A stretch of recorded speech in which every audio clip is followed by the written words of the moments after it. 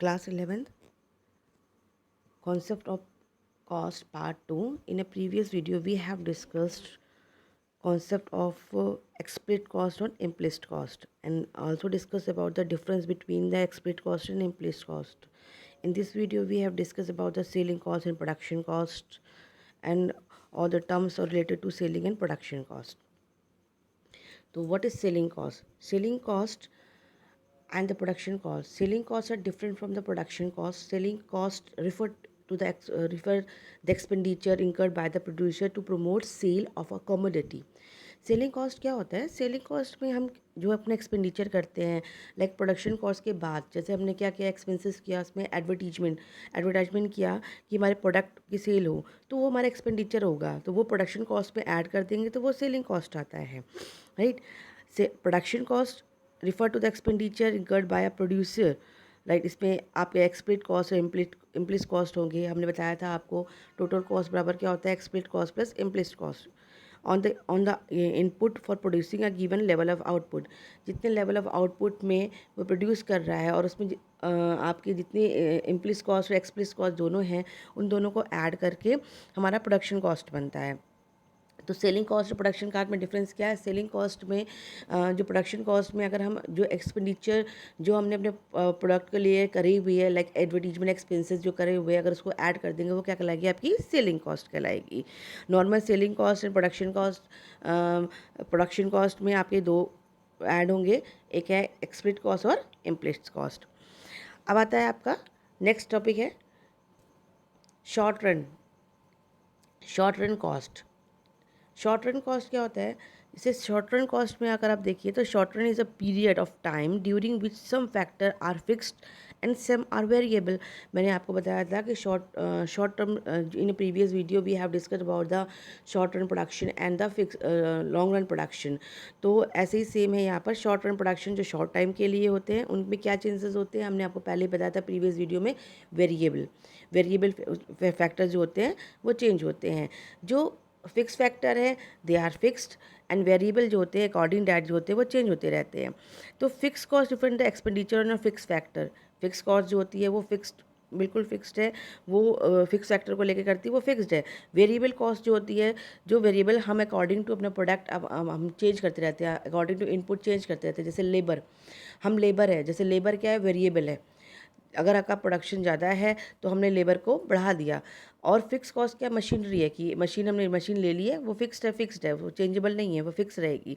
तो total cost जो होती है यहाँ पर जो टर्म्स है, टोटल कॉस्ट टीसी बोलते हैं, टीएफसी मतलब total fixed cost, and TVC total variable cost. तो टोटल कॉस्ट बराबर क्या होता है, total variable cost plus total fix cost. Total fix cost है टोटल वेरिएबल कॉस्ट. अब आते हैं हम आपको fix cost. Fix cost are those cost which are related to a use of factor. जो हमने यूज़ किया फिक्स फैक्टर को लेकर, वो क्या कहलाता है? आपका फिक्स कॉस्ट कहलाता है.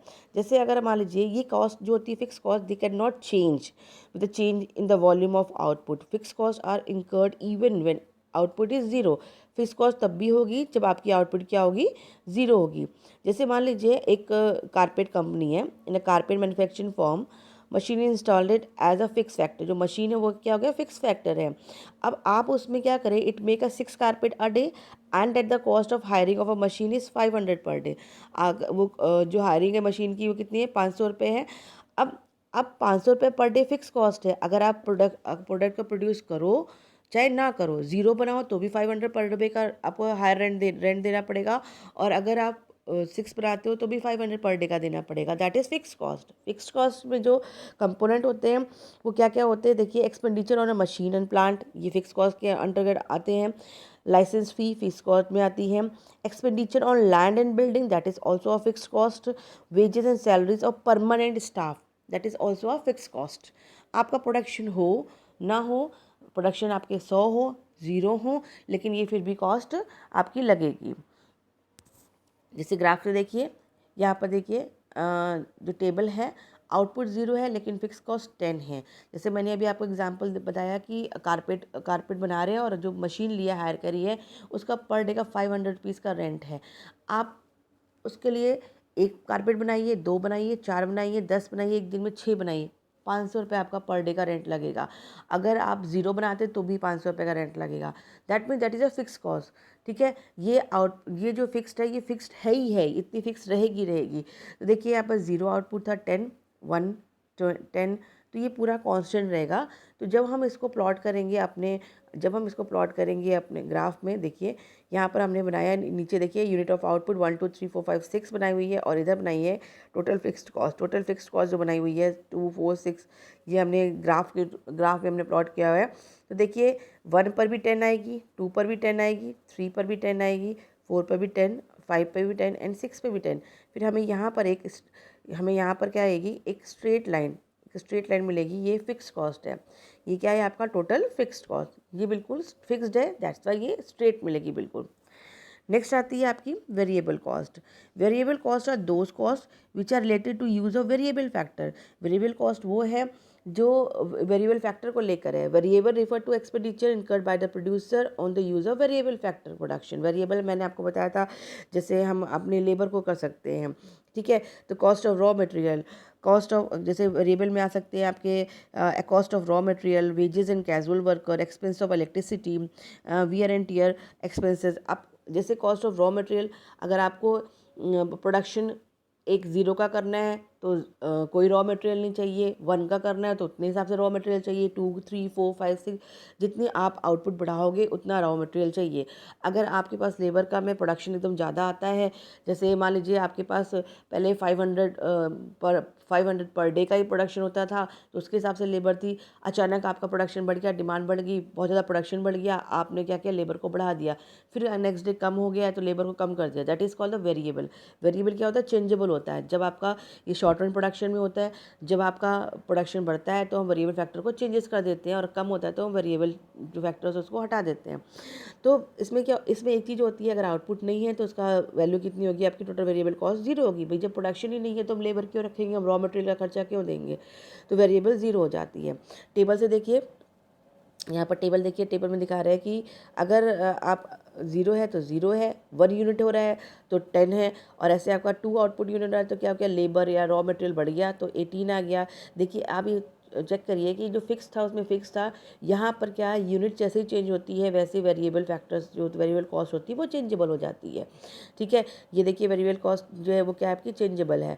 2 पर आपकी 18 है, 3 पर 24, 4 पर 28 है। वेरिएबल फैक्टर चेंज है बिकॉज ऑफ जैसे जैसे आउटपुट चेंज हो रहा है वैसे वैसे हमारा क्या वेरिएबल फैक्टर चेंज होते हैं। जैसे रॉ मटेरियल, एक यूनिट के लिए बनाने के लिए रॉ मटेरियल हमें जितना चाहिए तो 2 में ज़्यादा चाहिए होगा, 3 में और ज़्यादा, 4 में और ज़्यादा।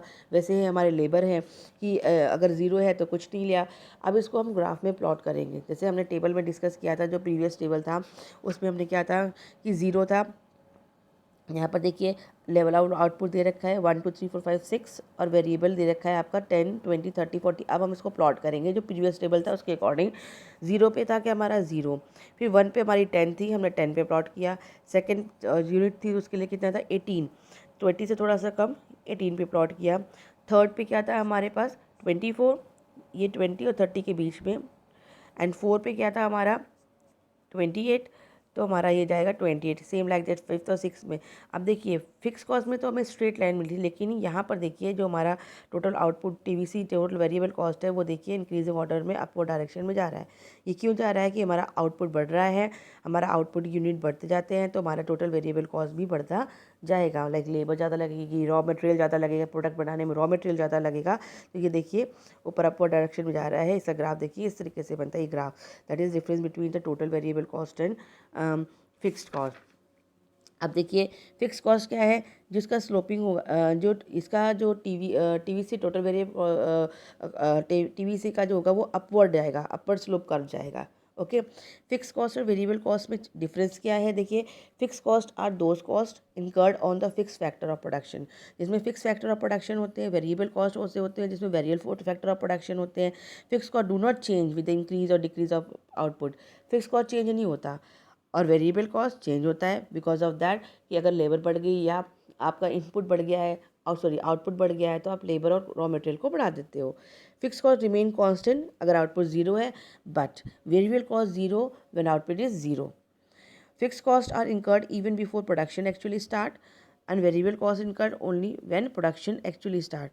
तो देखिए ये डिफरेंसेस थे हमारे variable cost and fix cost के। नेक्स्ट है देखिए, ये है behaviour of fix cost, variable cost and total cost को तीनों को लेके करा हुआ है। जैसे हम जानते हैं जो टोटल कॉस्ट क्या होता है, अब आप ध्यान से देखिए टेबल में, ये टेबल में देखिए पहले हमने लिखा फिक्स कॉस्ट जो फिक्स थी हमारी, चाहे यूनिट 1 हो 0 हो चलेगा। वेरिएबल कॉस्ट देखिए, वेरिएबल कॉस्ट का टेबल है। अब टोटल कॉस्ट क्या होता है, total cost is fix cost plus variable cost, दोनों को प्लस करके बनाया जाता है।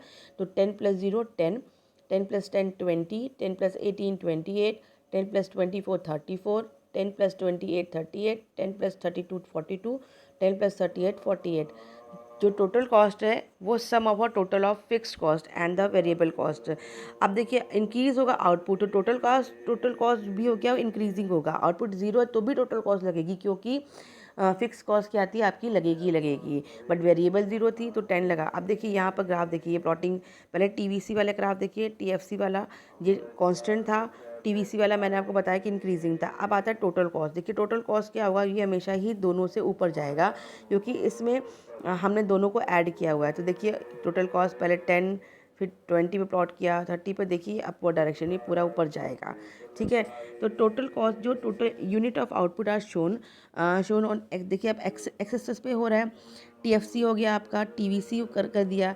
अब टीसी कर्व जो होता है वो 10 से स्टार्ट होगा, बिकॉज क्योंकि जब लेवल, क्योंकि आप देखिए वो 10 से स्टार्ट क्यों होगा, ऊपर देखिए यहाँ पर जब 0 था तो ये 10 था, क्योंकि टोटल कॉस्ट होता है total variable cost plus total fix cost.